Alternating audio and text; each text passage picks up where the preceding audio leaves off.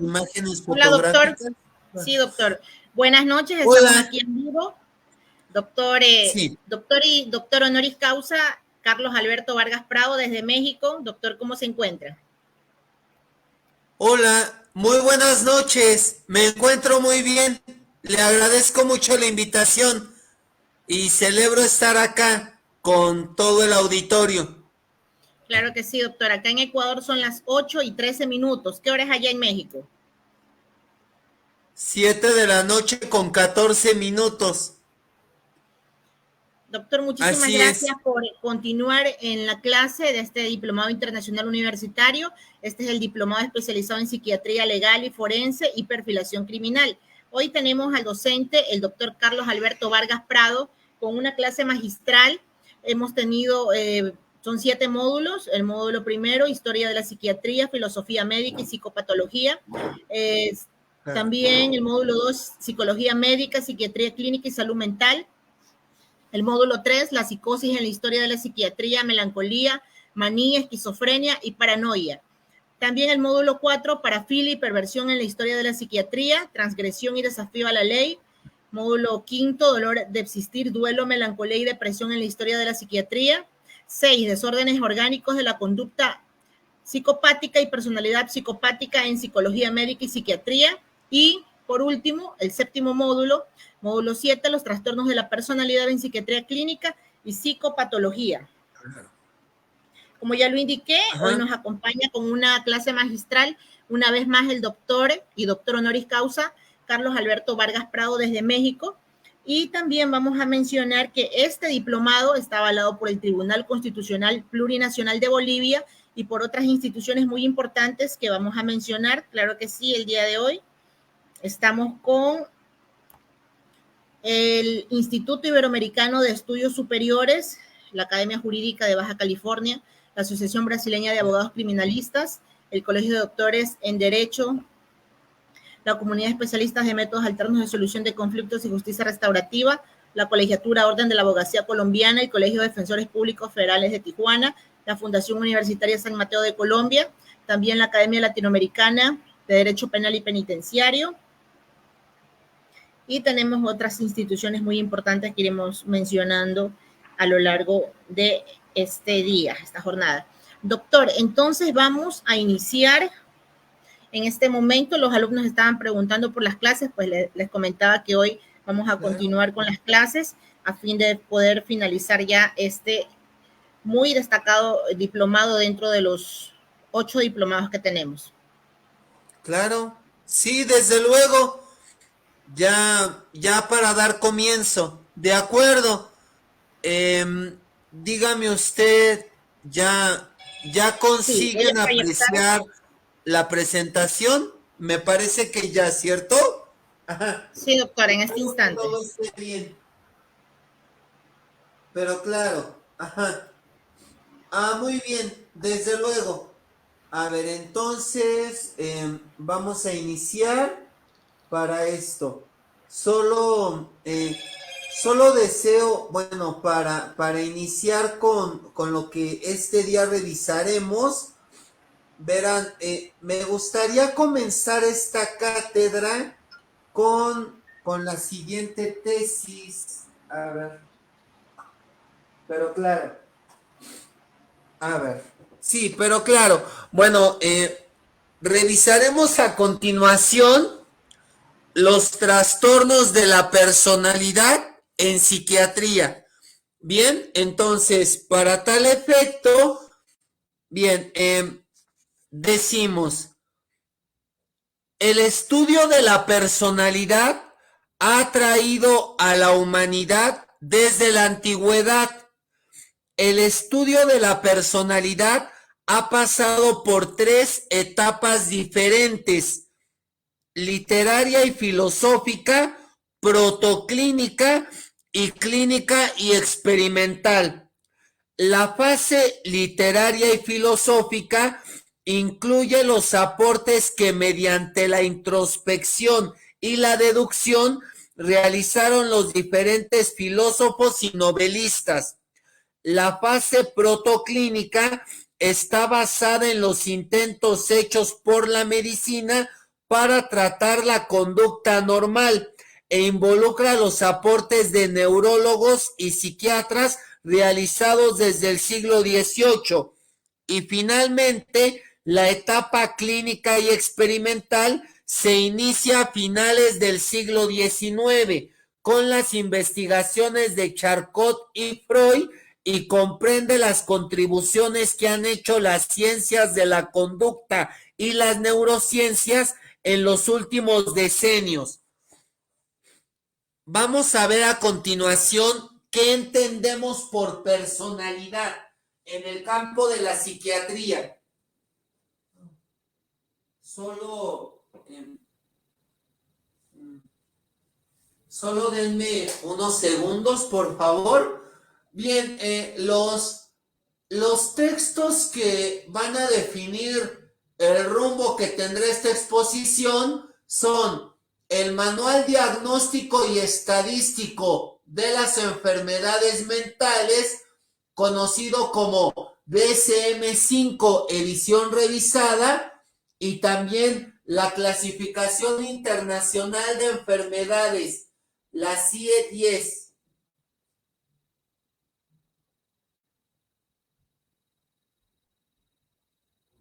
Denme unos segundos, por favor.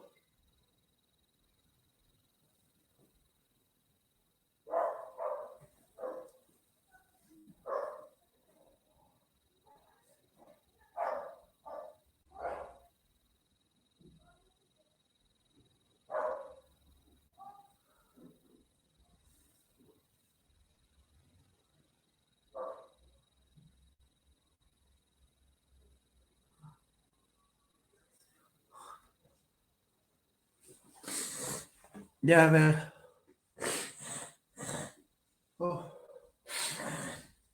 Acá me encuentro. Bien, les decía, vamos a continuar entonces. Por favor, a ver. Sí. Les envío un saludo a quienes están observando esta cátedra. La definición de personalidad ha variado de acuerdo con las diferentes escuelas psicológicas y las corrientes del pensamiento, en la medida en que predomine una visión biológica, psicológica, sociocultural o existencialista en la valoración de los procesos psicológicos. La personalidad constituye la síntesis de todos los elementos que intervienen en la formación mental del sujeto y le dan identidad propia.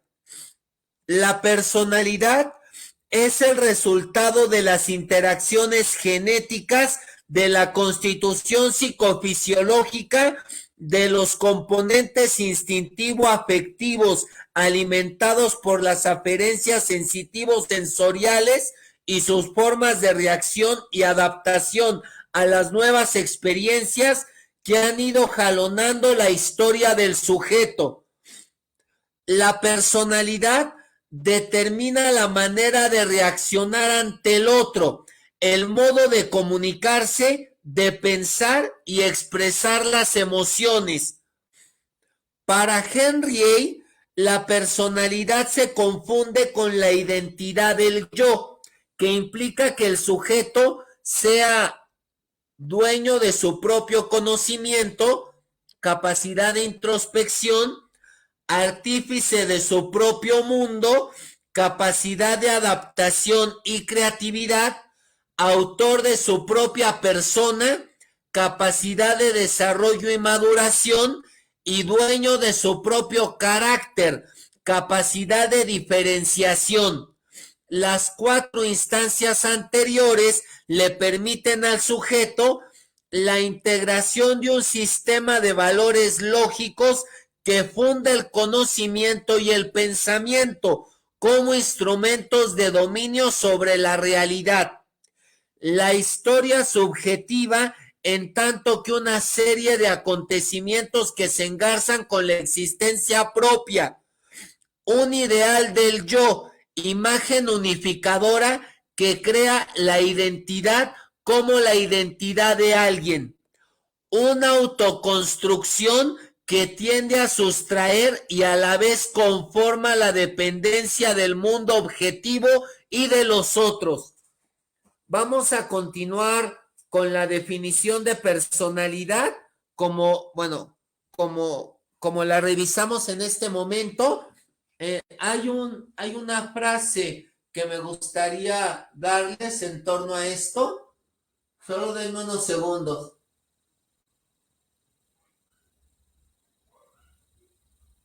Claro.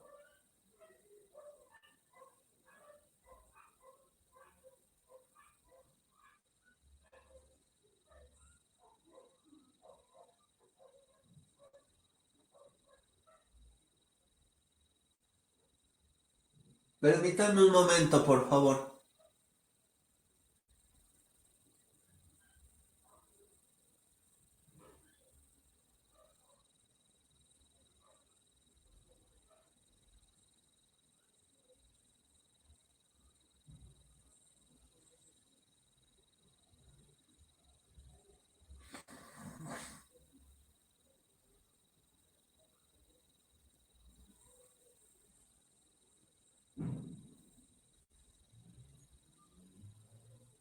No tardaré.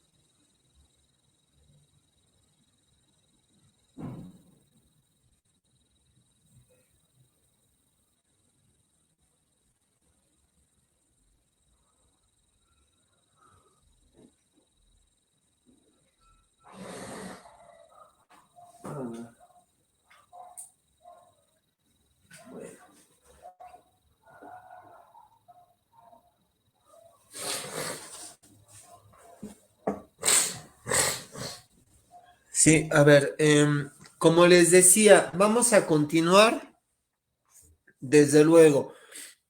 Ahora, Cloninger define la personalidad como la organización dinámica de los diferentes sistemas psicobiológicos del sujeto, que permite modular la adaptación a la experiencia.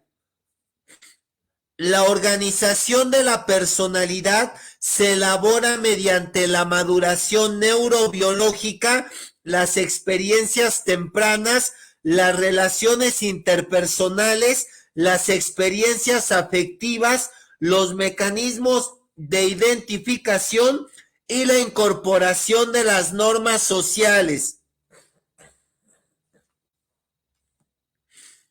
La conducta humana es el resultado complejo de la interacción de factores genéticos y ambientales.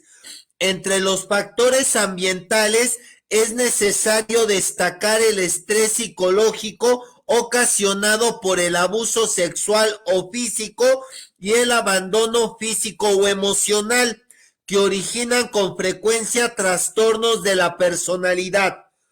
cuando han ocurrido en etapas muy tempranas de la vida y durante un tiempo prolongado.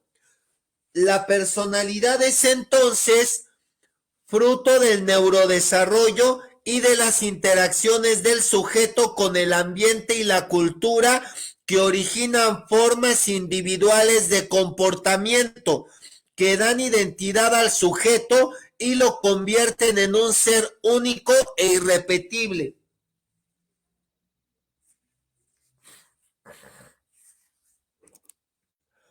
Los rasgos de personalidad están presentes desde la edad madura del sujeto y son patrones de formas de percibir, relacionarse y pensar sobre el entorno y sobre uno mismo que se ponen de manifiesto en una amplia gama de contextos sociales y personales. Los rasgos de personalidad solo constituyen trastornos de la personalidad cuando son inflexibles y desadaptativos y cuando causan un deterioro funcional significativo o un malestar subjetivo. La valoración de la personalidad debe tener en cuenta los antecedentes étnicos, culturales y sociales del sujeto. Los trastornos de la personalidad no se deben confundir con problemas asociados a la adaptación a una cultura diferente que se da tras la inmigración o con la expresión de hábitos, costumbres o valores religiosos o políticos propios de la cultura de origen del sujeto. En especial, si se evalúa a alguien de una cultura diferente, resulta útil para el clínico obtener información de personas que conozcan el entorno cultural del sujeto. Bien. Ok. Bueno, vamos a continuar a este respecto con esta idea de los trastornos de la personalidad. A ver, denme un segundo, por favor, para ir por el DSM-5 y bueno, transmitírselos en este instante.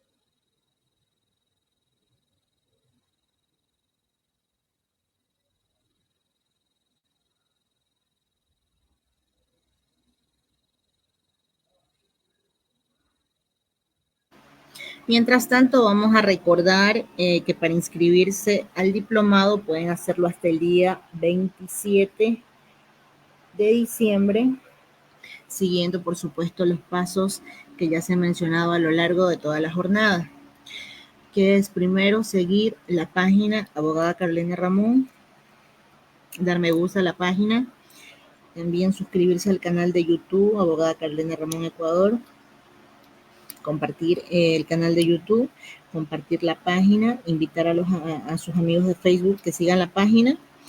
También en la sección opiniones, dentro de la pestaña recomendaciones, dejar una opinión positiva y con eso tendrán acceso a una beca completa con certificado completo para recibir el certificado digital de uno de los 8 diplomados.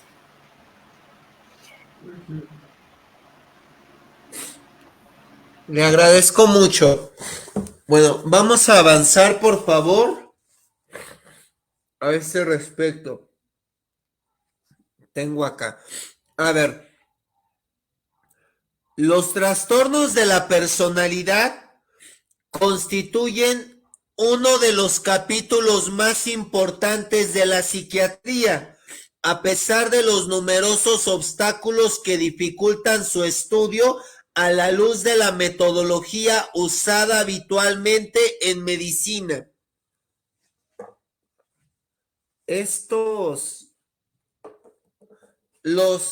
La descripción de las entidades nosológicas utilizando el modelo médico implica establecer unas causas, un cuadro sintomático definido, un pronóstico basado en el estudio de la evolución habitual, un conocimiento de los factores predisponentes y del patrón familiar, y finalmente un tratamiento específico.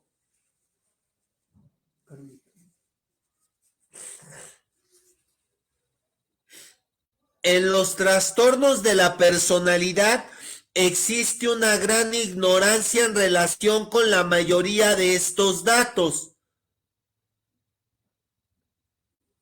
La primera dificultad que se nos presenta para realizar un estudio adecuado de estas entidades se halla en el hecho de que la mayoría de estas personas no buscan ayuda psiquiátrica y así son muchos los que escapan a toda investigación clínica. Bueno, vamos a pasar, por favor, a la historia de los trastornos de la personalidad. Solo denme un segundo, por favor. Sí, bueno, vamos a revisar ahora esta historia de los trastornos de la personalidad. ¿Cómo apareció esta noción de los trastornos de la personalidad en la historia de la psiquiatría? ¿De acuerdo? Entonces, es lo que veremos en este instante. Claro que sí. A ver.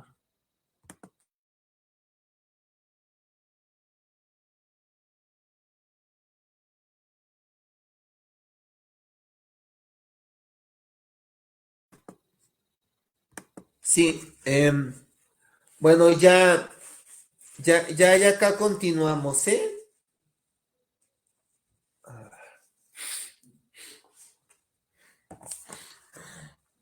Dice,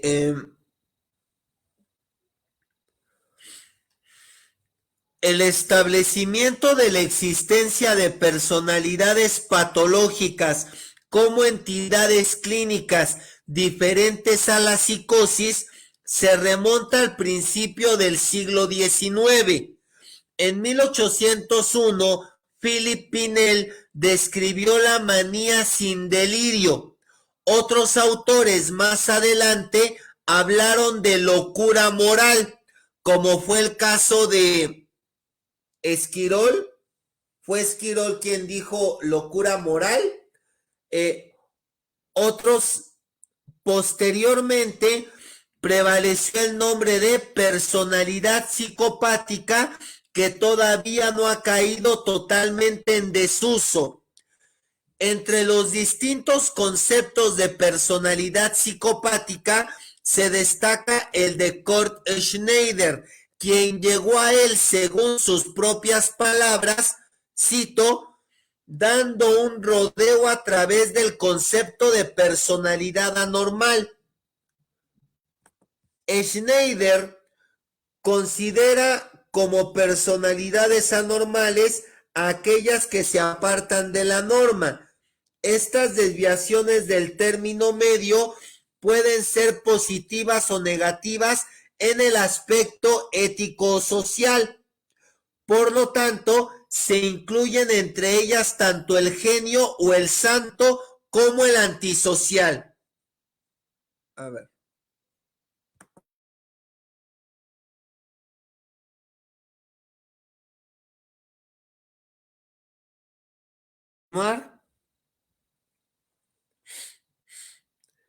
Entre estas personalidades anormales se distinguen las personalidades psicopáticas, que son aquellas que sufren por su anormalidad o hacen sufrir a causa de ella a la sociedad. Así, llegamos al concepto actual de trastornos de personalidad, tal como figura en las clasificaciones modernas de trastornos mentales. Vamos a ver, ¿de acuerdo?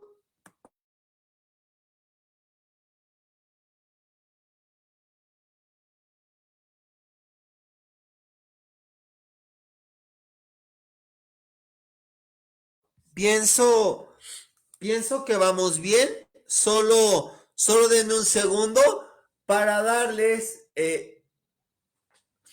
esta definición de los trastornos de la personalidad según el DSM-5 edición revisada y según la clasificación internacional de enfermedades mentales, la CIE-10.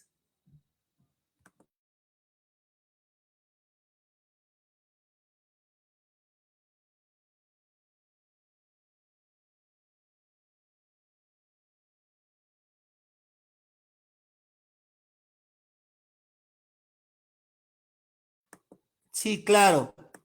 Acá continuamos, pero por supuesto. A ver, vamos a ver cómo define el DSM-5 edición revisada a los trastornos de la personalidad. ¿Bien? Ahí va.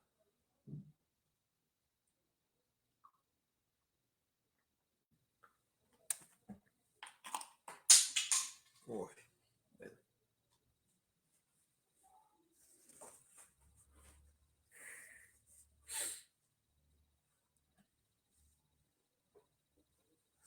Sí, desde luego. Solo permítanme un segundo y ya. Bueno, es que tengo la intención de cambiar la diapositiva, sin embargo, no me da esta posibilidad. A ver, ¿qué pasa?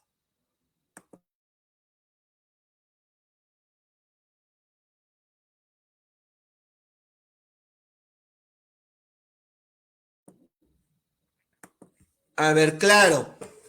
Muy bien, a ver, miren, voy a interrumpir momentáneamente la presentación, a ver si es posible, a ver, para, para ver esto, claro, a ver, vamos a mirar, se los pido, ¿de acuerdo?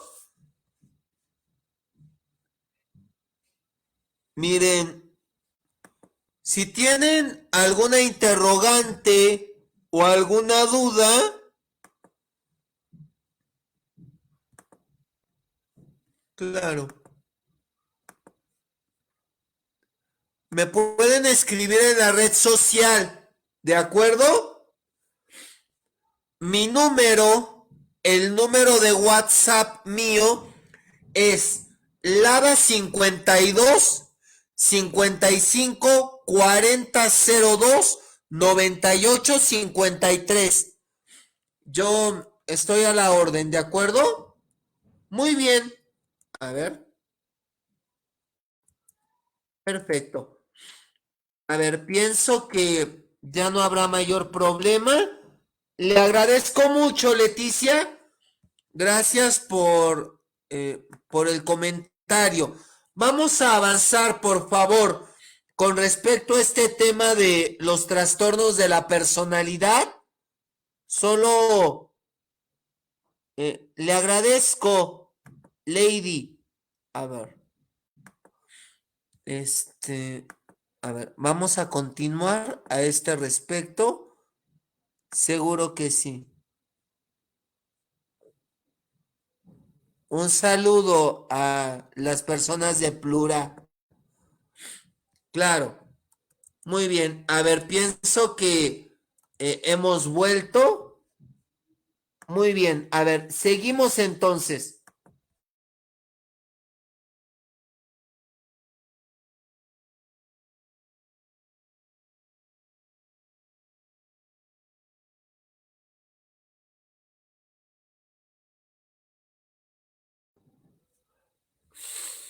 Bueno, avanzamos con respecto a esto.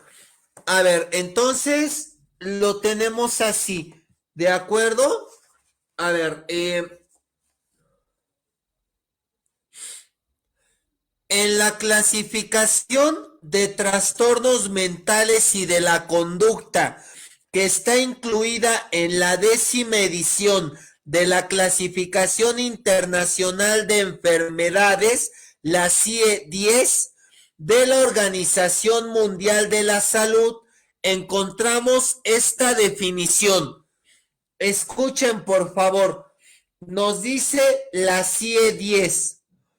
Un trastorno específico de la personalidad es una perturbación severa de la constitución caracterológica y de las tendencias del comportamiento del sujeto, que involucra usualmente varias áreas de la personalidad y casi siempre está asociada con una considerable desorganización personal y social. Los trastornos de la personalidad tienden a desaparecer en las postrimerías de la infancia o en la adolescencia y siguen manifestándose en la edad adulta. Es por lo tanto improbable que el diagnóstico de trastorno de la personalidad sea apropiado antes de la edad de 16 o 17 años. ¿Bien? Esa es la tesis de la CIE-10 en torno a los trastornos de la personalidad. Vamos a ver ahora la definición que da el DSM-5 edición revisada para estos trastornos de la personalidad. ¿De acuerdo? Denme unos segunditos. Veré si ya es posible el cambio de diapositiva.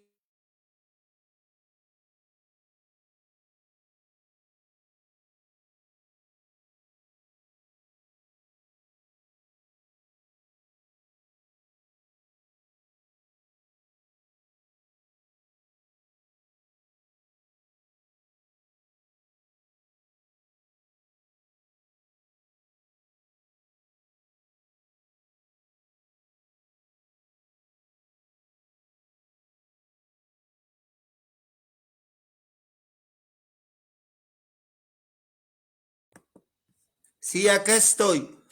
Ya vamos a ver cada trastorno de la personalidad.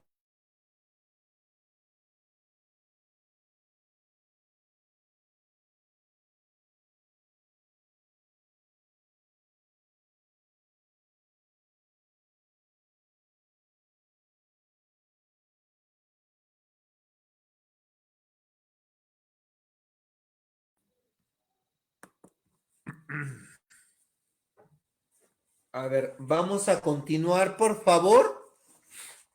Por su parte, el Manual Diagnóstico y Estadístico de Trastornos Mentales, en su 5ª edición revisada, define de la siguiente manera los trastornos de la personalidad. Dice: los rasgos de personalidad son patrones duraderos de percibir, relacionarse con y pensar acerca del medio que nos rodea y de uno mismo, y se manifiestan dentro de un amplio espectro de importantes contextos sociales y personales. Los rasgos de personalidad constituyen trastornos de personalidad solamente cuando son inflexibles y maladaptativos y causan o un menoscabo funcional significativo o angustia subjetiva. Las manifestaciones de los trastornos de la personalidad aparecen generalmente en la adolescencia o en edades más tempranas y persisten a través de la mayor parte de la vida adulta, aunque a menudo se vuelven menos obvias en la edad media o en la ancianidad. Varios de los rasgos característicos de los distintos trastornos de la personalidad, tales como los trastornos de personalidad dependiente, paranoide, esquizotípico o fronterizo, pueden ser detectados durante un episodio de otro trastorno mental, como por ejemplo una depresión mayor. El diagnóstico de trastorno de personalidad solo debe hacerse cuando los rasgos característicos son típicos del funcionamiento del sujeto a largo término y no están limitados a episodios temporales de enfermedad. Fin de la cita. De estas definiciones, debemos destacar que las más importantes son los rasgos distorsionados de la personalidad y las perturbaciones que causan estos rasgos en la persona misma, en sus relaciones interpersonales y en el mundo circundante. Se crean patrones de conducta vitalicios que se inician en edades tempranas de la vida. Muy bien. Bueno, vamos a revisar entonces. Miren, antes de pasar, por favor, les quiero dar, estos son las pautas diagnósticas del trastorno de la personalidad según la clasificación internacional de enfermedades mentales, la CIE-10, ¿de acuerdo? A ver, solo denme un minutito, un segundito. A ver, dice, estados no directamente atribuibles a una enfermedad o a un daño cerebrales notorios o a otro trastorno psiquiátrico y que reúnen los siguientes criterios: actitudes y conducta notablemente desproporcionadas que involucran usualmente varias áreas de funcionamiento, por ejemplo, la afectividad, el despertar psíquico, el control de los impulsos, la manera de percibir y de pensar y el modo de relacionarse con los demás. El patrón de conducta normal es permanente, de larga duración y no está limitado a episodios de enfermedad mental. El patrón de conducta normal es penetrante y difuso y claramente desprovisto de capacidad de adaptación adecuada ante múltiples situaciones personales y sociales. Las manifestaciones anteriores siempre aparecen durante la infancia o la adolescencia y persisten en la edad adulta. El trastorno conduce a una angustia personal considerable, pero esto puede solamente hacerse patente de forma tardía en su curso. El trastorno está usualmente, aunque no invariablemente, asociado con problemas significativos en el desempeño ocupacional y social. ¿Bien?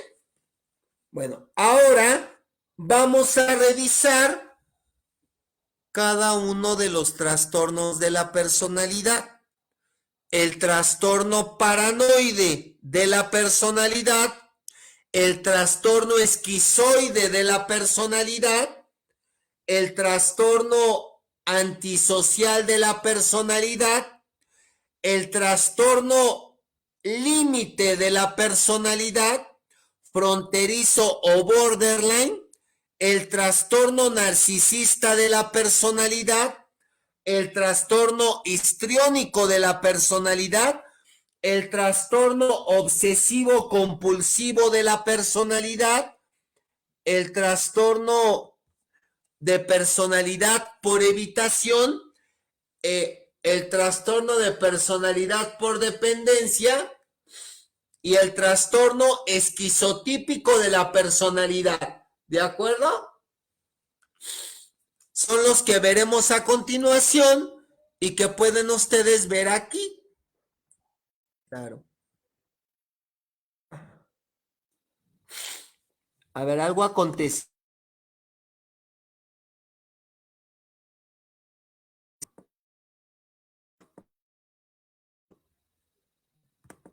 Sí, acá estamos, ¿eh? Vamos a iniciar, por favor. Dice, a ver, vamos a ver la clasificación de estos trastornos de la personalidad. En la misma forma que las caracterologías y las tipologías agrupan los sujetos que tienen rasgos característicos de personalidad en común, es indispensable para la labor clínica establecer unos trastornos de personalidad específicos que describan adecuadamente el comportamiento patológico de la personalidad en cada caso.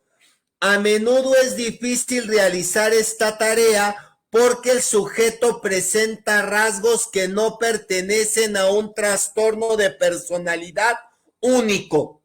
Si el sujeto reúne los criterios diagnósticos de 2 o más trastornos específicos, se le deberán aplicar los distintos diagnósticos correspondientemente.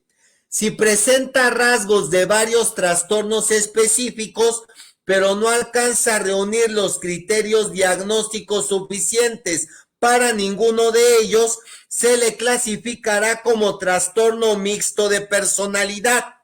Si reúne los criterios suficientes, se le aplica el correspondiente diagnóstico entre los trastornos específicos de personalidad.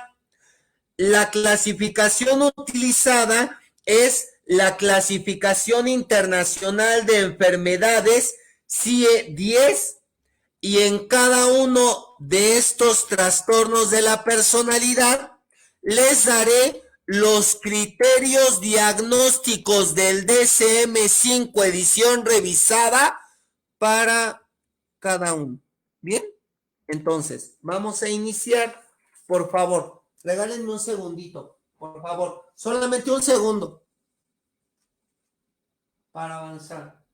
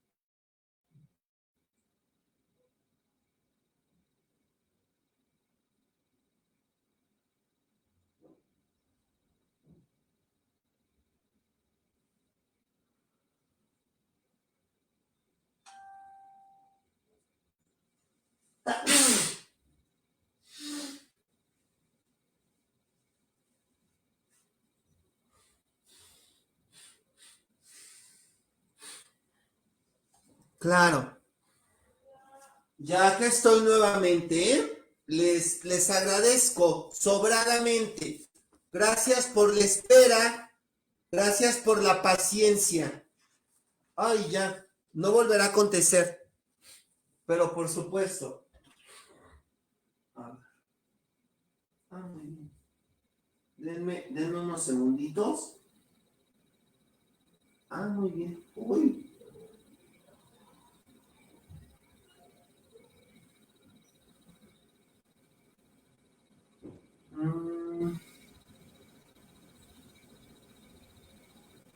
Sí, pero claro. Acá continúo, ¿eh? Solo denme unos segundos para darles cada uno de estos, por favor. A ver, ahí vamos. Iniciamos. Trastorno paranoide de la personalidad. Estas personas, estos sujetos con trastorno paranoide de la personalidad son suspicaces e hipersensibles, rígidos, argumentadores, envidiosos y tienden a exagerar su propia importancia. Se mantienen en una actitud defensiva y esta puede llevarlos como mecanismo de defensa a mostrarse fuertemente agresivas. Tienden a proyectar y le echan la culpa a los demás. Siempre sospechan que los actos de los demás tienen motivaciones maliciosas. En cambio, no tienen capacidad de autocrítica. Afectivamente, dan la impresión de ser frías y no tienen sentido del humor. La suspicacia de estos sujetos con trastorno paranoide de la personalidad se extiende a todas las áreas de la vida, pero es especialmente notable en sus relaciones interpersonales, que son frágiles y pueden llevarlos a reacciones explosivas. Pueden tener muchas relaciones superficiales, pero tienen muy pocas o ninguna de índole íntima y profunda, y esto solamente con personas en quienes confían, teniendo en cuenta que esta confianza es lábil y precaria, por lo que desaparece fácilmente con cualquier hecho o actitud que estimule su pensamiento paranoide. Suelen ser trabajadores esforzados y eficientes, pero es frecuente que su situación laboral se deteriore a causa de los conflictos surgidos de su pensamiento paranoide con superiores, compañeros y subalternos. Pueden presentarse sentimientos de grandeza o de exagerada autoimportancia. Este proceso de autoengrandecimiento está relacionado directamente con un sentimiento abrumador de inferioridad, desvalorización, incapacidad e incompetencia. Se trata de una racionalización utilizada para explicar el interés exagerado que sienten enfocado sobre su persona. Así nace y se afirma la convicción de su propia importancia. El pensamiento de las personalidades paranoides se rige por el mecanismo de establecer relaciones de causa-efecto entre dos hechos por su proximidad o sucesión en el tiempo y no por la lógica.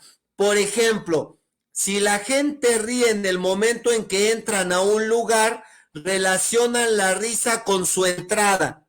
Este tipo de personalidad se presenta con frecuencia en personas aficionadas a la mecánica, la electrónica y los computadores. También suelen tener aficiones estéticas y gustan del arte. Finalmente, es importante establecer hasta donde resulte posible la diferencia entre el trastorno de personalidad paranoide por una parte y la esquizofrenia paranoide o los trastornos delirantes por otra. En la personalidad paranoide no se encuentran nunca alucinaciones o ideas delirantes, síntomas que se presentan en las otras entidades clínicas mencionadas. Sin embargo, estas personalidades pueden desarrollar una esquizofrenia paranoide o un trastorno delirante cuyos síntomas se agregan a o magnifican los rasgos de personalidad. El trastorno es más común en los hombres que en las mujeres. En cuanto al tratamiento,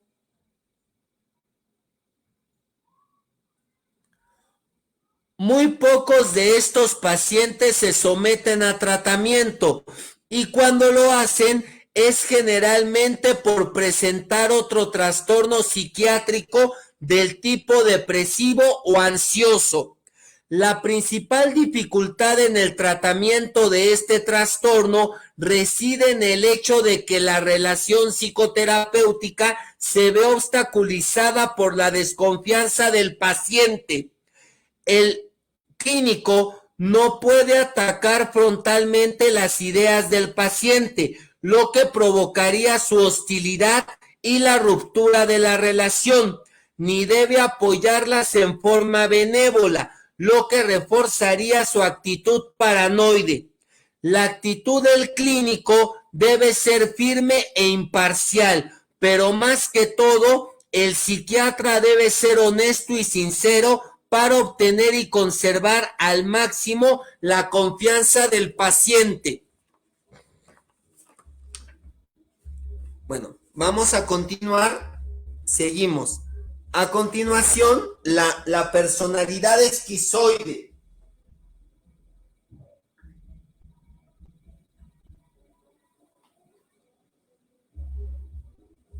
¿De acuerdo? Denme unos segunditos, por favor. Sí, permítanme unos pequeños instantes para que vayamos bien con esto.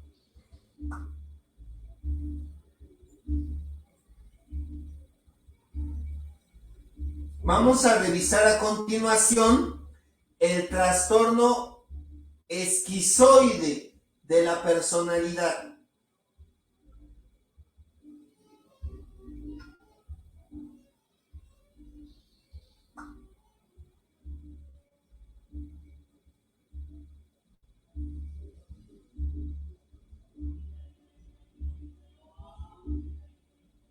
Denme un segundito, por favor. Ya estoy con ustedes.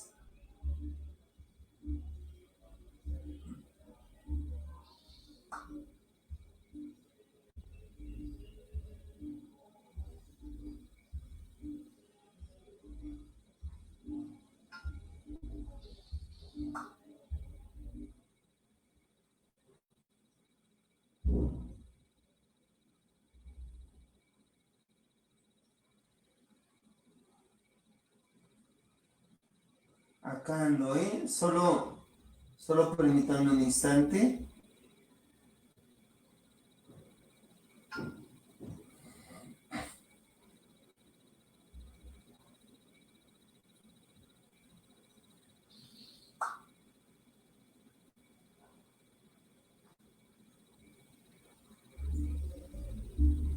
Bien, de acuerdo. Muy bien. Pero por supuesto, como les decía, a ver, vamos a proseguir con estos trastornos de la personalidad. Sí, miren, si una vez concluida la exposición llegaran a tener alguna interrogante o duda, me pueden escribir en verdad. ¿De acuerdo? A ver, ya lo tengo. Pero claro, a ver. Sí, miren, como les decía, bueno, ahí van a observar mi red social. Me pueden enviar un mensaje, inbox, para alguna pregunta o duda que llegaran a tener. ¿De acuerdo? Va a seguir, por favor. Les agradezco verdaderamente.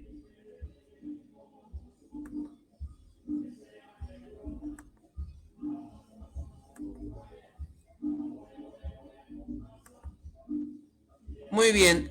A ver, entonces ahí vamos.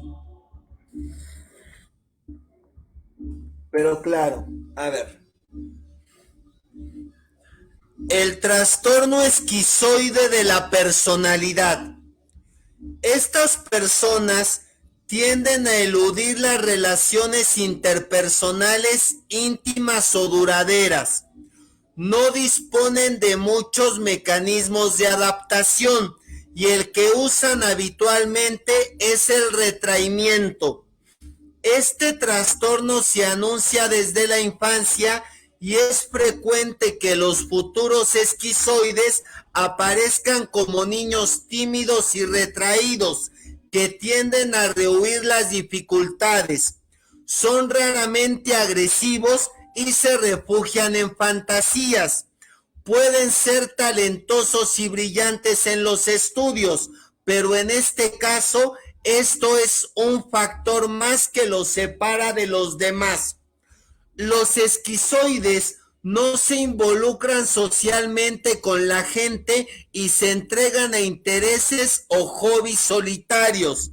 Algunos se involucran en proyectos intelectuales de alto nivel, lo que los puede llevar a un gran éxito personal, a pesar de lo cual permanecen aislados.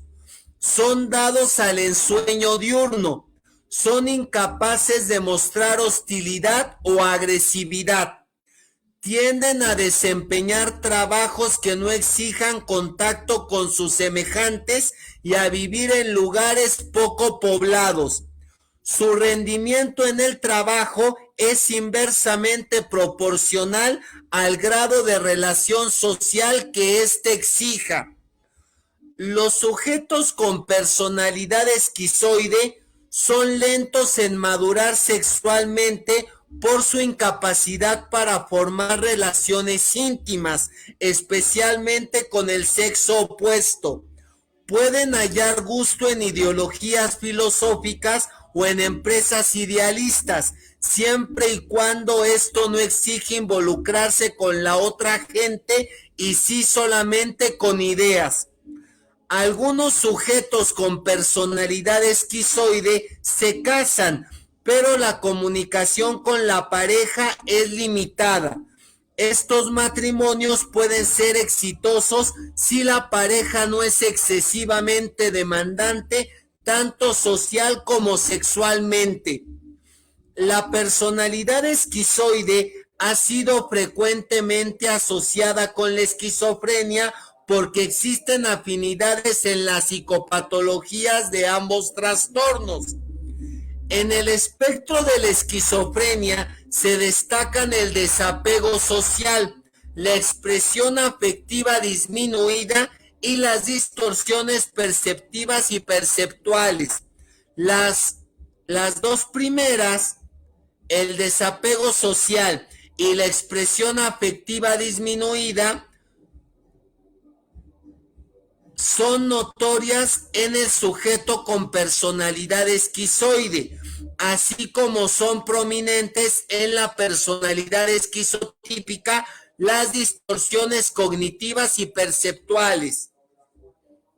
Esto llevó en el pasado a creer que la personalidad esquizoide era el terreno sobre el cual se desarrollaba la esquizofrenia o era una fase prodrómica de esta enfermedad. Así, por ejemplo, un estudio afirmaba que la personalidad esquizoide aparecía como un estado premórbido en aproximadamente la mitad de un grupo de esquizofrénicos, pero estos datos estaban distorsionados por la reconstrucción retrospectiva.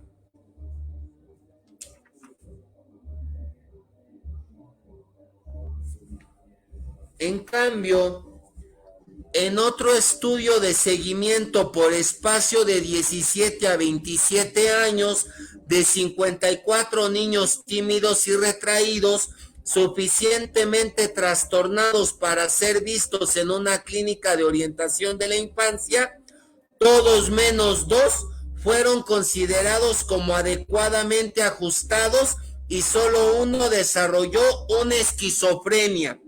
En realidad, la proporción de pacientes esquizoides que evolucionan hasta presentar una esquizofrenia es desconocida. A ver. Bueno. En cuanto al tratamiento, los esquizoides no buscan generalmente ayuda psicoterapéutica y si lo hacen es porque alguna crisis trastorna sus patrones mínimos de funcionamiento y o presentan algún otro tipo de trastorno psiquiátrico, usualmente en el campo depresivo o ansioso, o se trata de menores remitidos por sus padres alarmados por su conducta. El tratamiento es difícil porque los recursos del yo son limitados. Su tendencia a rehuir los contactos interpersonales entorpece grandemente o imposibilita el establecimiento de una relación psicoterapéutica adecuada. En el curso de las sesiones surgen largos periodos de silencio que pueden ser difíciles de soportar por parte del clínico y que incomodan al paciente que se siente impotente para romperlos. Si a pesar de estas dificultades la psicoterapia progresa aunque sea lentamente, con el tiempo el paciente y el terapeuta pueden llegar a determinar si una mejoría en las relaciones interpersonales estrechas es posible o si está más ajustado a la realidad el realizar una adaptación positiva siguiendo alejado de los demás. ¿Saben? No les di... A ver, vamos a volver acá. Miren, les daré a continuación los criterios diagnósticos del DSM-5 edición revisada para el trastorno paranoide de la personalidad. ¿Bien? A ver. Ahí lo tenemos. Ay, Dios mío. Bueno, dice...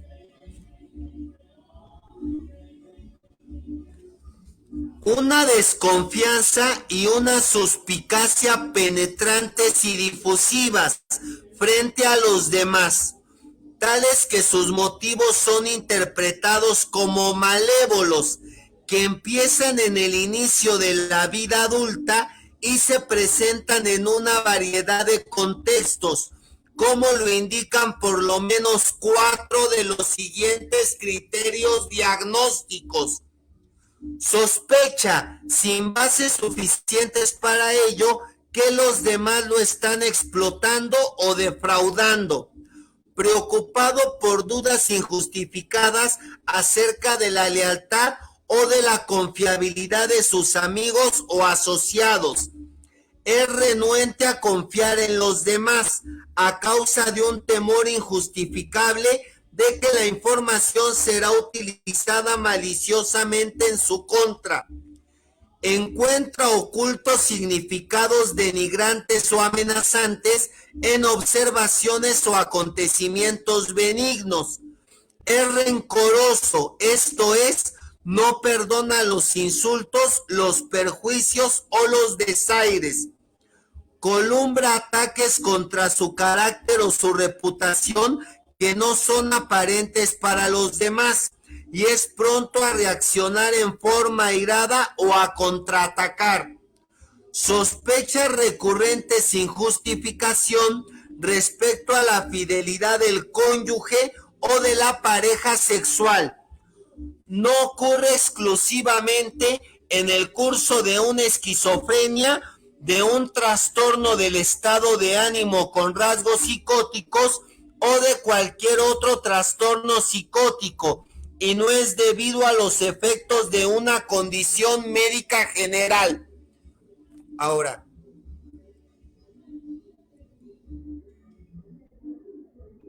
Estos son los criterios diagnósticos del DSM-5, edición revisada para el trastorno esquizoide de la personalidad. ¿De acuerdo? Oh, ¿saben?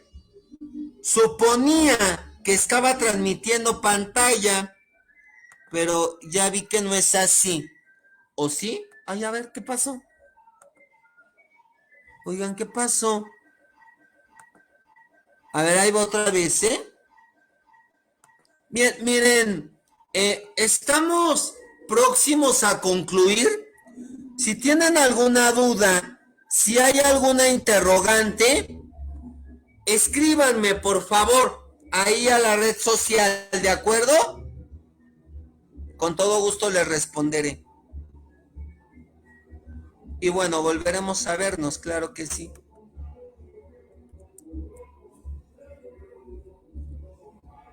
Uy, a ver. Pero claro. A ver, vamos a seguir con esto entonces.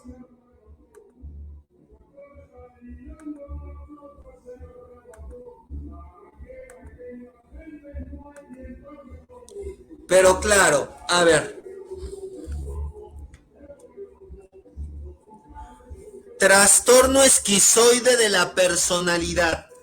Estos son los criterios diagnósticos del DSM-5, edición revisada para el trastorno esquizoide de la personalidad.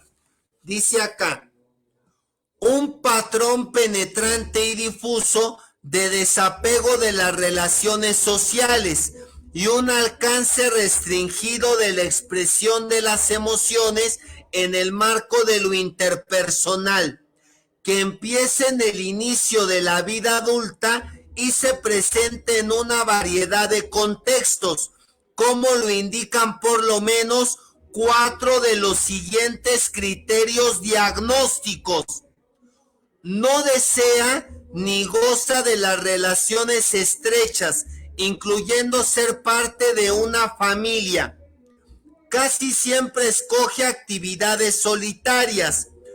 Poco o ningún interés en tener experiencias sexuales con otra persona.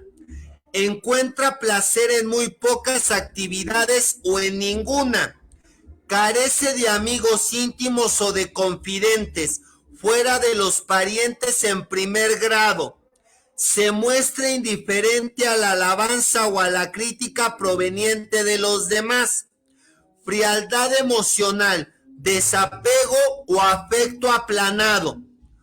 No ocurre exclusivamente en el curso de una esquizofrenia, de un trastorno del estado de ánimo con rasgos psicóticos o de cualquier otro trastorno psicótico, y no es debido a los efectos de una condición médica general.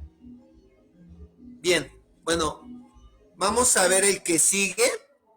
Es el trastorno antisocial de la personalidad, también conocido como trastorno disocial de la personalidad. Denme un segundito, por favor.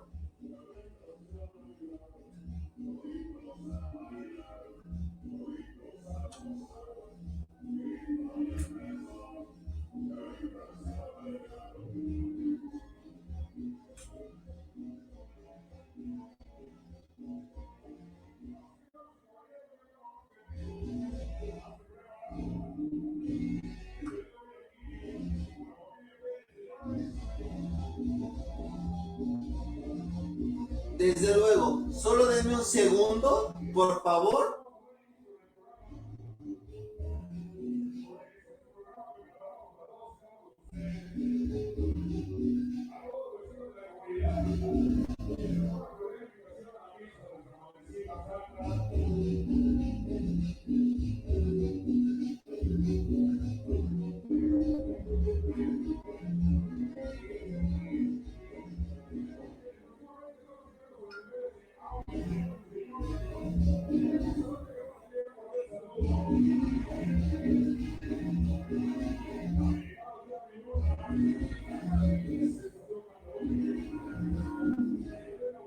Permítanme un momento.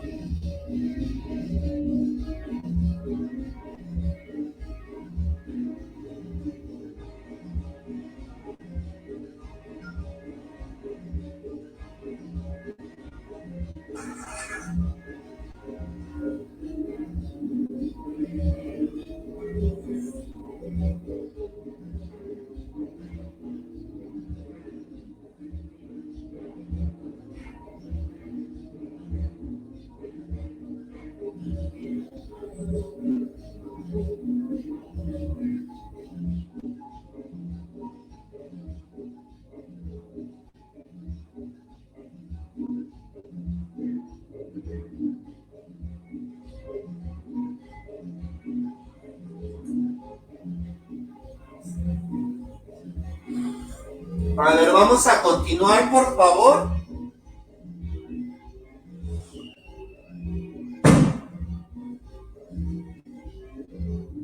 Claro.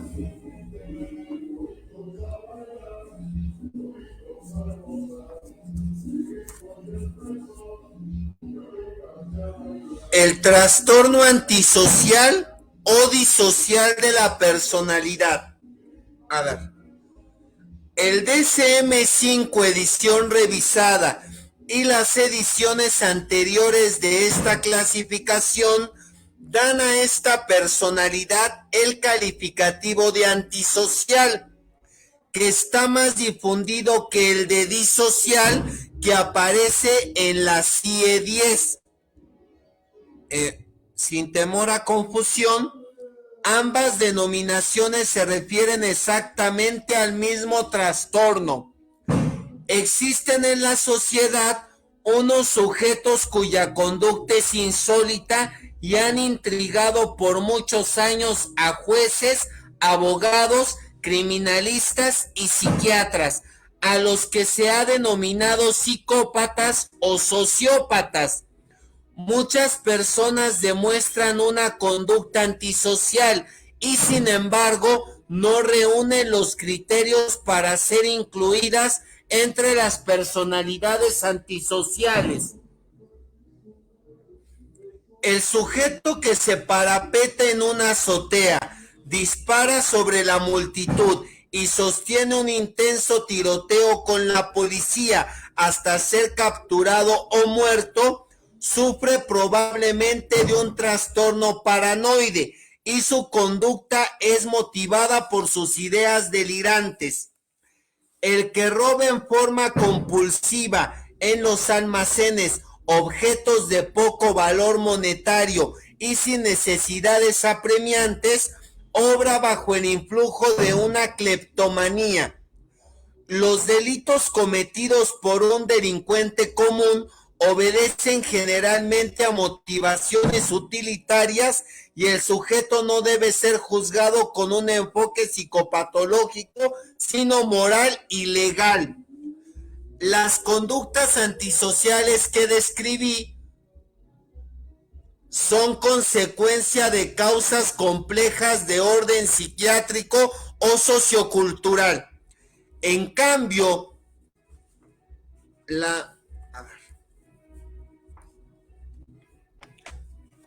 la conducta de los sujetos que sufren un trastorno de personalidad antisocial no es un síntoma causado por otros problemas psiquiátricos o el resultado de presiones socioculturales, sino que es la expresión primaria del trastorno. Estos sujetos no tienen una conducta antisocial por tal o cual motivo, sino porque esta es un patrón permanente inherente a sus rasgos de personalidad. Es más frecuente el trastorno antisocial de la personalidad en hombres que en mujeres. El trastorno antisocial de la personalidad se da principalmente en la clase baja. En algunas poblaciones carcelarias se ha llegado a encontrar una prevalencia de personalidades antisociales que alcanza un alto porcentaje. Los estudios realizados ponen en evidencia tanto los factores genéticos como los psicosociales como causas que tienen incidencia en la aparición de este trastorno. Sin embargo, en esta personalidad, los estudios de adopción están a favor de la mayor importancia de los factores genéticos. Entre todos los trastornos de la personalidad, el antisocial es el que ha sido más estudiado desde un principio. Estos son algunos conceptos que han intentado definirlo. Dice, Sheckley da la siguiente numeración de los síntomas característicos del trastorno.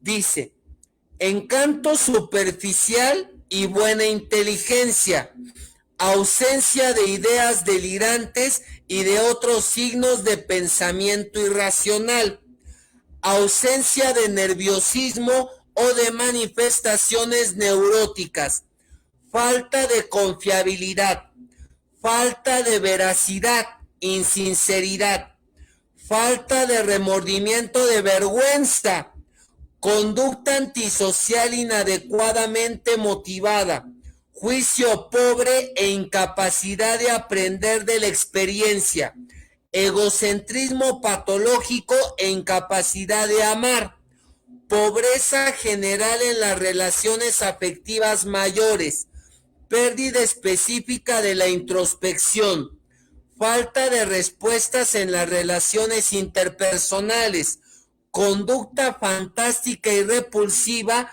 con la bebida y a veces sin ella. El suicidio es raramente llevado a cabo.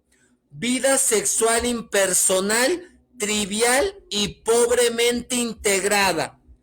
Robbins, quien también ha estudiado detenidamente estos trastornos, da los siguientes porcentajes acerca de la frecuencia con que estos sujetos presentan síntomas o trastornos de la conducta en las distintas áreas vitales. Trastorno laboral, trastorno marital, irresponsabilidad financiera, arrestos, abuso del alcohol, problemas escolares, impulsividad, trastorno de conducta sexual, adolescencia salvaje, vagabundeo, beligerancia, aislamiento social, problemas en el servicio militar, ausencia de culpabilidad, quejas somáticas, uso de alias, mentira patológica, uso de drogas e intentos de suicidio. Les voy a hablar del tratamiento del trastorno antisocial de la personalidad.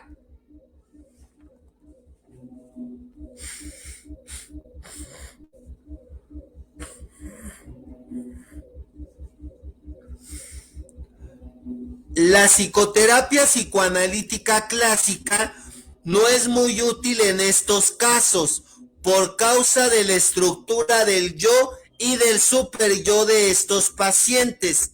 Algunos autores reportan tratamientos psicoanalíticos exitosos, pero parece que se hayan aplicado más a neuróticos presentando una conducta antisocial que a verdaderas personalidades antisociales. Las personalidades de este tipo necesitan ciertas condiciones especiales de internamiento para un tratamiento efectivo. Existen varias instituciones en el mundo que han dado resultados sorprendentes. Las más conocidas son Gesteverster en Dinamarca, la clínica Van der Hoeven en Utrecht, Holanda, o el Instituto Patuxent en Jessup, Maryland. Todas tienen en común en sus programas los siguientes principios. Se necesita un establecimiento de seguridad, sentencias largas, un equipo bien entrenado y dedicado y el uso de una mezcla de terapias de grupo e individuales. Además, se debe proveer un ambiente psicoterapéutico y conductual, entrenamiento laboral y reeducación social. Todo basado en el lema, lo que cuenta es lo que se haga y no lo que se diga. Claro. Aunque el procedimiento es largo y costoso, deberían generalizarse estos tratamientos y aplicarse en las instituciones penales. Les doy a continuación los criterios diagnósticos del DSM-5 edición revisada para el trastorno antisocial de la personalidad. Muy bien, a ver, se los doy ya.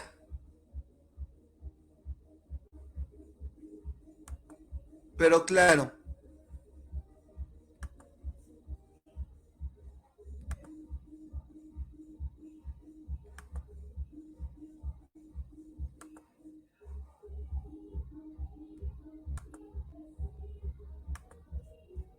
claro, muy bien, ahí vamos, ¿eh? Dice, criterios diagnósticos del trastorno de personalidad antisocial según el DSM-5 edición revisada. ¿Bien? Ahí vamos. Dice, edad actual de por lo menos 18 años. Evidencia de un trastorno de conducta iniciado antes de los 15 años. Un patrón penetrante y difusivo de desprecio por y de violación de los derechos de los demás, que se presenta a partir de los 13 años, como lo indican por lo menos 3 de los siguientes criterios diagnósticos. Fracaso en someterse a las normas sociales y observar una conducta conforme a la ley, como lo indica el llevar a cabo repetidamente actos que son motivo de arresto. Irritabilidad y agresividad, como lo indican peleas físicas repetidas o agresiones. Irresponsabilidad consistente, como lo indica el fracaso repetido en sostener una conducta laboral coherente o en cumplir con sus obligaciones financieras. Impulsividad o fracaso en planear con anticipación. Fraudulencia, como lo indican el mentir repetidamente, el uso de alias o el embaucar a los demás por provecho personal o por placer. Desprecio temerario por la propia seguridad o por la de los demás. Carencia de remordimientos, como lo indica el permanecer indiferente a o racionalizar el haber herido, maltratado o robado a alguien. ¿Bien? Uy, a ver qué pasó aquí. Ay, denme un momento. ¿Qué pasa? Bueno, y es importante decir, denme un segundito, por favor. Ay, qué horror. A ver, la conducta antisocial no ocurre exclusivamente durante el curso de una esquizofrenia o de un episodio maníaco. ¿Bien? Bueno, a ver. Vamos a revisar un último trastorno de la personalidad. Le agradezco mucho. Gracias, Tander Rodríguez. Muy amable, de verdad. A ver, vamos ahora, por favor. A ver, ya, bueno. Vamos a mirar el siguiente trastorno de la personalidad y dejamos aquí esta cátedra, ¿de acuerdo? Vamos a proseguir en un instante posterior, se los prometo. Claro que sí. El próximo lunes seguiremos con esta clase. Muy bien. Ahora, les daré, es la personalidad emocionalmente inestable, tipo impulsivo, explosiva. A ver, algo pasó aquí. Nuevamente. A ver qué pasa. ¿Será posible? Solo denme unos segundos, por favor. Pero claro, muy bien. Recuerden escribirme, por favor, vía inbox, ¿sí? Para dudas, preguntas que llegaran a tener. Yo estoy a la orden. Pero claro, La personalidad emocionalmente inestable, tipo impulsiva, explosiva, esta entidad, personalidad emocionalmente inestable, no figura en el DSM-5, edición revisada, y en la clasificación internacional de enfermedades mentales recibió el nombre de personalidad explosiva. Las características principales son la inestabilidad emocional y la falta de autocontrol. Los estallidos de violencia o la conducta amenazante son comunes y representan una respuesta desorbitada ante un estímulo social o psicológico, especialmente ante la crítica por parte de los demás. Las explosiones no pueden ser controladas voluntariamente por las personas afectadas, quienes entre los episodios suelen conducirse normalmente y pueden sentirse arrepentidas después del estallido. Una conducta similar está a veces relacionada con la epilepsia, con la ingestión excesiva de alcohol, y en estos casos queda excluido el diagnóstico de trastorno de personalidad explosiva.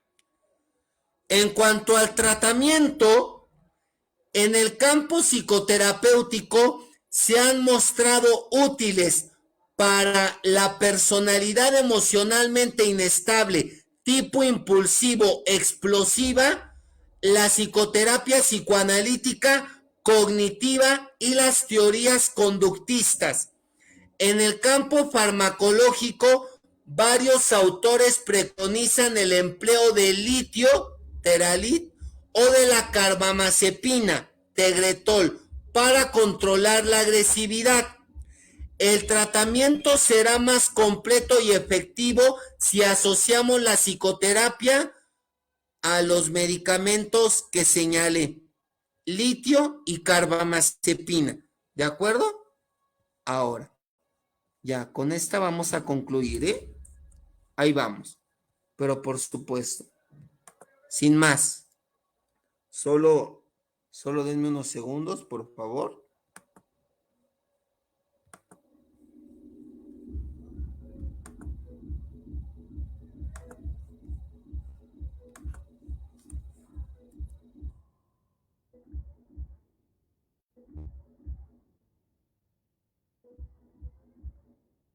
Muy bien, ahora,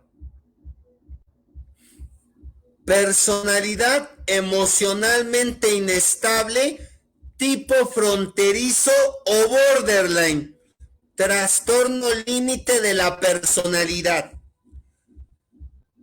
La clasificación internacional de enfermedades mentales en su 10ª edición denominó así al trastorno que es comúnmente conocido como personalidad fronteriza, porque lo considera como un subtipo de la personalidad emocionalmente inestable, de la cual presenta los síntomas cardinales que describí al hablar del trastorno de personalidad inestable.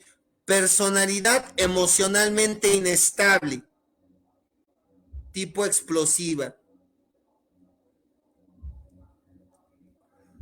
Personalidad impulsiva, inestabilidad emocional y falta de control de los impulsos son característicos en la personalidad emocionalmente inestable, tipo fronteriza o borderline.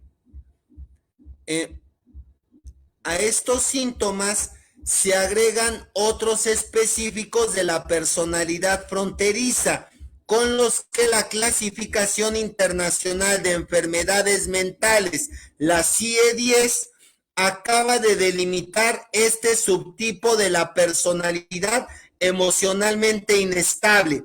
Cito, dice la CIE-10, la propia imagen del paciente, sus metas y sus preferencias internas, incluyendo las sexuales, son a menudo confusas o alteradas. Usualmente existen sentimientos crónicos de vacuidad, una tendencia a involucrarse en relaciones intensas e inestables puede causar repetidas crisis emocionales y puede estar asociada con esfuerzos excesivos para evitar el abandono y una serie de amenazas de suicidio o actos autolesivos. Esta entidad clínica, desde que en 1938 Stern habló de la existencia de unos casos situados entre la neurosis y la psicosis, ha recibido distintos nombres. Silberg la denominó esquizofrenia ambulatoria. Helen Dodge, personalidades como sí. Hodge, esquizofrenia pseudoneurótica. Kemberg, organización fronteriza de la personalidad. Y al mismo tiempo ha ido evolucionando su concepto desde ser un síndrome clínico cuya característica más notoria era su similaridad con la esquizofrenia, hasta considerarse como un verdadero trastorno de la personalidad. En la última década, la cantidad de estudios sobre este trastorno ha aumentado en forma dramática, hasta el punto de que hoy en día representan el 40% de los que se dedican a todos los trastornos de personalidad. En general, estas publicaciones son de un alto nivel de calidad y han contribuido a delinear cada vez con más precisión el concepto clínico y científico de un término que era solamente un cajón desastre para unos pacientes de diagnóstico incierto y sin tratamiento definido.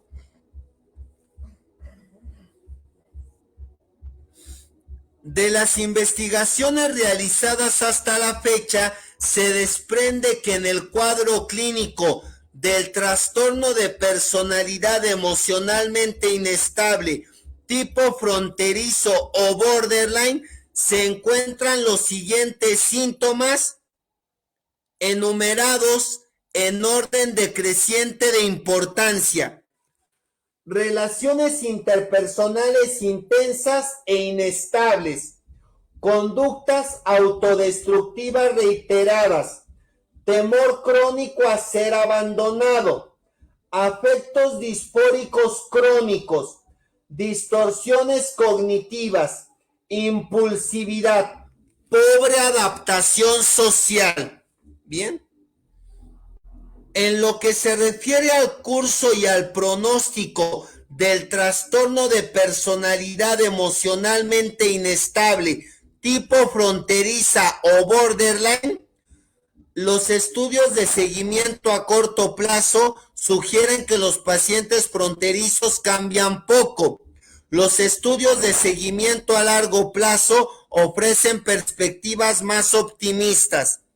De las entrevistas con el seguimiento por 15 años de la muestra de Chestnut Lodge, se desprende que los pacientes fronterizos tienen un mejor desenlace general que las personas que sufren una esquizofrenia o una personalidad esquizotípica pura, en lo que se refiere al funcionamiento laboral, social o global, mientras que están a la par con los pacientes que presentan un trastorno del estado de ánimo.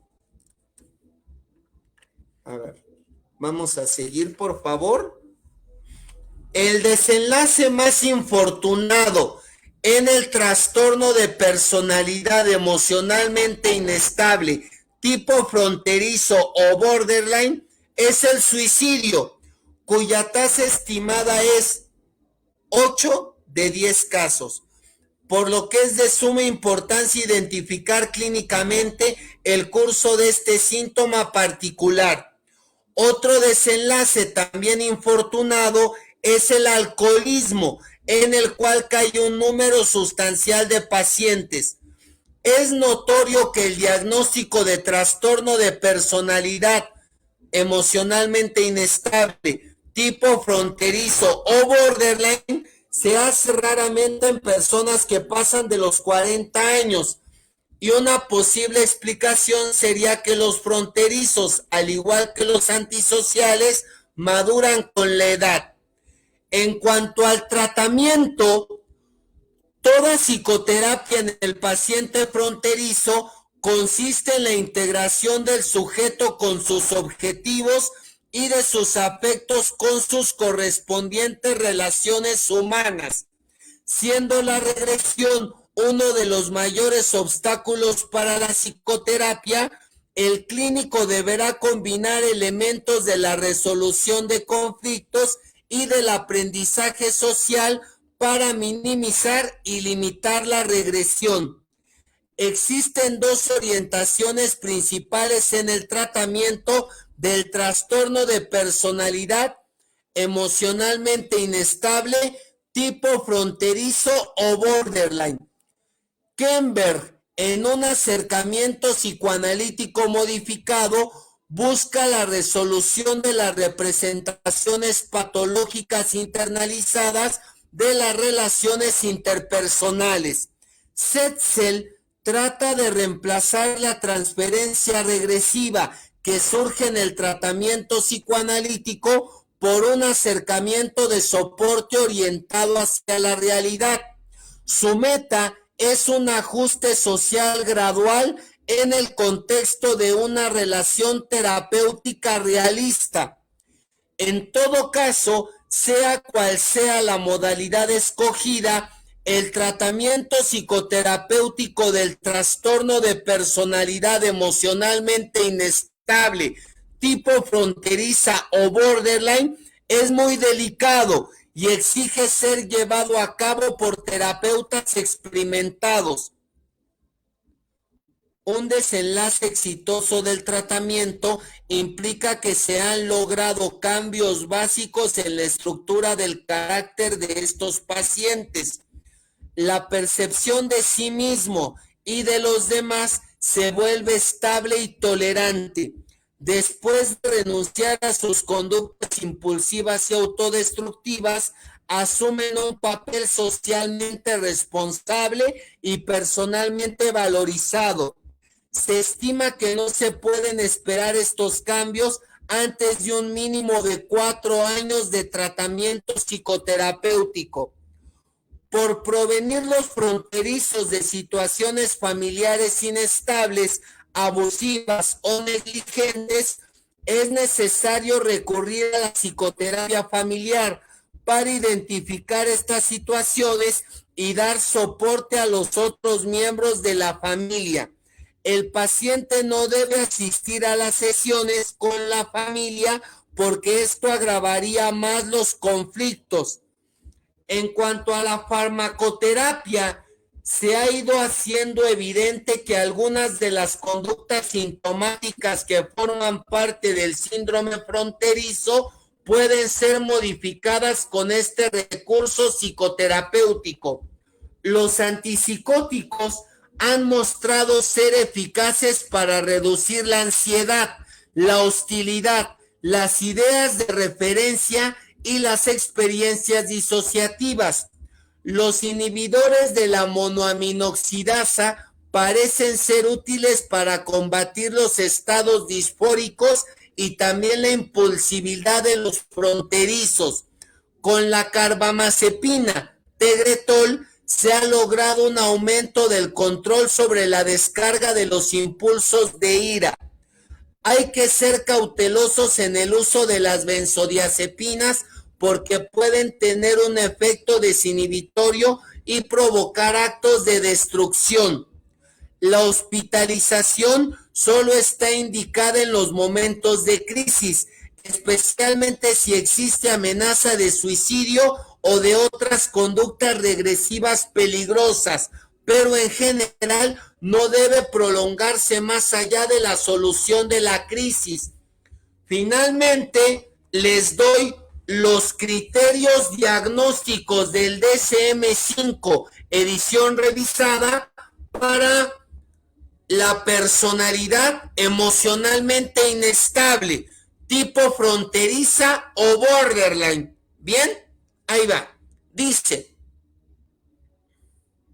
un patrón penetrante y difusivo de inestabilidad en las relaciones interpersonales, de la propia imagen, de los afectos y del control sobre los impulsos, que empieza en el inicio de la vida adulta y que está presente en una variedad de contextos, como lo indican por lo menos 5 de los siguientes criterios diagnósticos. Esfuerzos frenéticos para evitar el abandono real o imaginario. Nota, no incluye la conducta suicida o automutilante que están cubiertas en el 5. Un patrón de relaciones interpersonales inestables e intensas caracterizado por alternar entre los extremos de la idealización y de la desvalorización. Sigo.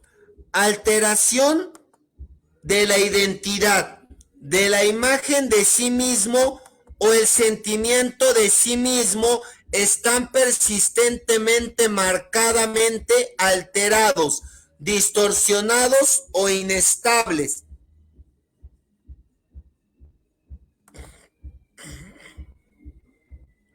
Impulsividad por lo menos en 2 áreas que son potencialmente perjudiciales para sí mismo.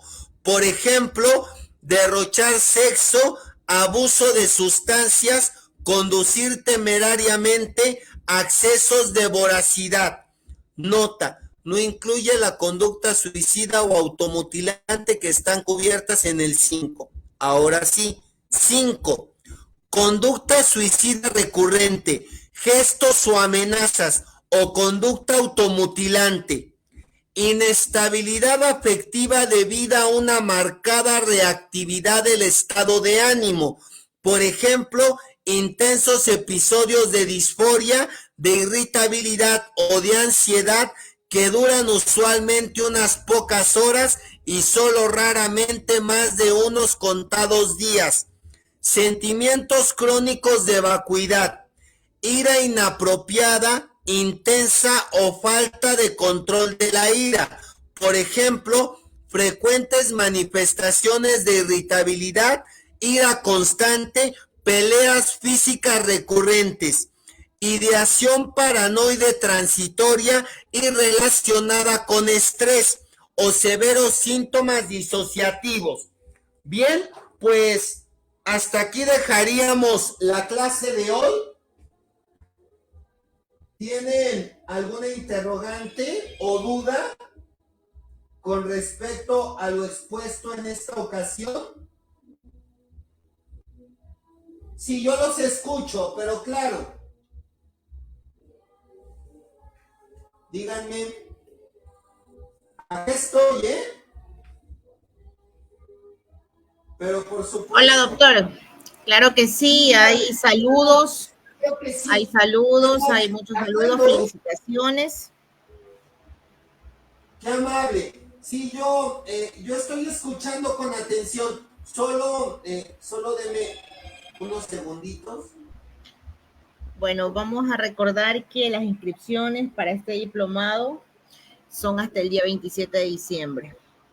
Entonces, hasta ese día pueden cumplir los requisitos que son compartir los videos en vivo, tanto en Facebook como en el canal de YouTube, también seguir la página, dar me gusta a la página, dejar los comentarios positivos como asistencia en cada video y los comentarios positivos en la sección opiniones en el apartado recomendaciones.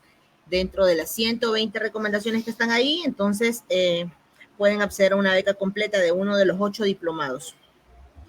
Doctor, agradecerle su presencia. Vamos a recordar de manera breve. Claro que sí. Doctor Alberto Vargas, claro. Desde México, doctor, aquí son las 21 horas con 57 minutos acá en Ecuador, en el Cantón Machala, provincia del Oro. ¡Qué bien! ¿Qué hora es, doctor? Son las 8:57 de la noche acá en México, pero claro, sí. Ajá. Claro que sí, doctor.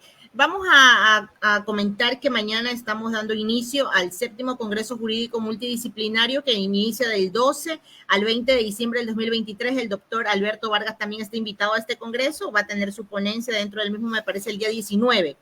Entonces, vamos a mencionar cuáles son los avales del diplomado que ahora estamos viendo hoy lunes, y el próximo lunes también tendremos clases. Vamos a recordar los avales que la Asociación Brasileña de Abogados Criminalistas, también la Academia Jurídica de Baja California, también Árbol Fuente de Vida, ONG de Colombia, a su Escuela de Derecho de la Universidad de Guayaquil, la Asociación Civil de Discapacitados de la Costa de Argentina, también la Comunidad de Especialistas de Métodos Alternos de Solución de Conflictos y Justicia Restaurativa, la Federación de Colegios de Abogados de la República Bolivariana de Venezuela, también la Academia Latinoamericana de Derecho Penal y Penitenciario, el Instituto Iberoamericano de Estudios Superiores, el Colegio de Doctores en Derecho, del Instituto Nacional de Estudios Superiores en Derecho Penal, la Fundación Universitaria San Mateo de Colombia, la Colegiatura Orden de la Abogacía Colombiana, la Organización Mundial de Abogados, Observatorio Iberoamericano de Discapacidades, el Colegio de Defensores Públicos Federales de Tijuana y otras instituciones muy importantes. Doctor, muchísimas gracias por continuar con las clases de este diplomado tan importante que se lo ha llevado a efecto durante esta clase magistral. Hoy contamos con su presencia en este diplomado especializado en psiquiatría legal y forense y perfilación criminal. Recordando que yo le agradezco mucho el espacio, el tiempo, la invitación, y cuente conmigo para las actividades académicas que desee. ¿Me podría indicar el próximo martes 19 de diciembre, dentro del Congreso Multidisciplinario, en qué horario es mi exposición? Por favor. Ajá. Doctor, en este momento no tengo el cronograma a la mano, pero por mensaje interno ya conversamos. Por favor, sí, desde luego. Yo estaré ahí en el Congreso, sin falta alguna. Le agradezco mucho. Gracias. Muchas gracias, doctor. Entonces damos por finalizado, doctor, dejándole las últimas palabras a usted de este diplomado, esta clase magistral que hemos tenido ahora, de estos 7 módulos. Entonces, doctor, muchísimas gracias por su presencia. Sí, les agradezco sobremanera por la asistencia, por la participación. Recuerden que pueden escribirme vía WhatsApp al número LADA 52 55 40 02 98 53. LADA 52 40 55 40 02 98 53. Y bueno, me pueden enviar un mensaje en la red social. Pues nuevamente le agradezco sobremanera a la doctora Carolina Ramón, a la abogada doctora Carolina Ramón, por la invitación. Gracias a todos por estar presentes. Pasen una hermosa noche de lunes. Tengan un bonito comienzo de semana. Seguiremos mirándonos seguramente. Cuídense mucho, por favor. Que estén muy bien. Descansen. Y por sobre todas las cosas, que no les falte amor. Mis mejores deseos para todos ustedes. Hasta luego.